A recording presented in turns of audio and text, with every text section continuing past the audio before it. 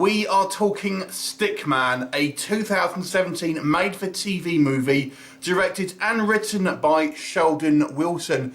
This was on the Sci-Fi 31 Days of Horror back in 2017, and it basically follows this young girl who has a traumatic experience in her young life where she sees her sister and mother killed by something, and then she is cursed by a seemingly supernatural force, and then spends the remainder of her young life in a mental institution. And that's where we join her for the majority of the story, and it seems that she is tormented by some type of sleep demon a la Freddy Krueger, and she ends up some years later going to a kind of halfway house, like a dorm for wayward teenage girls, in the hopes of, you know, staying there until she's 18 and then can obviously go on society herself. But there she finds this demon may have followed her and may be not just in the dreams but in the real world, cutting a swathe through anyone who reads from this poem that somehow summons it. So that's your basic story here. So what do we think of Stickman?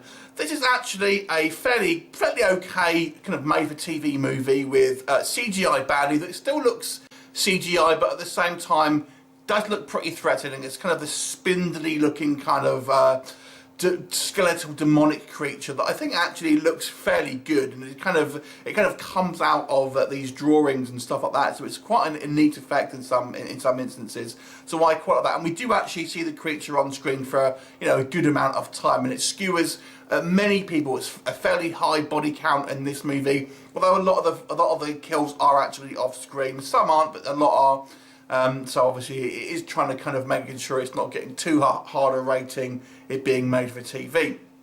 There is, you know, a fair amount of blood, but none of it explicit.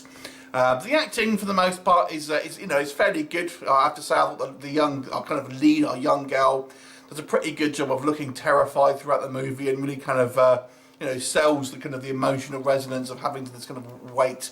We don't really have a male lead as such in this movie. There is a kind of another young lad at this institution that she's kind of friends with, but he's sidelined for the majority of the movie, and I've seen him in a couple of things, and I don't think he's the best actor, to be fair. But for the majority of the cast, which is mainly this group of girls that, to be honest with you, have really got cannon fodder written all over them, but they all do a fairly good job here.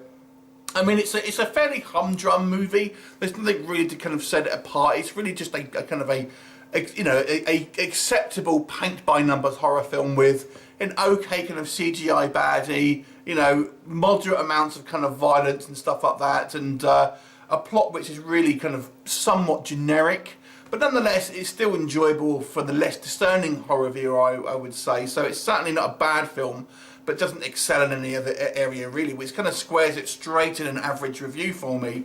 I do think the actual creature design itself is pretty interesting, but nonetheless, it does kind of just kind of fall into all that you've seen before, and it doesn't really do anything new.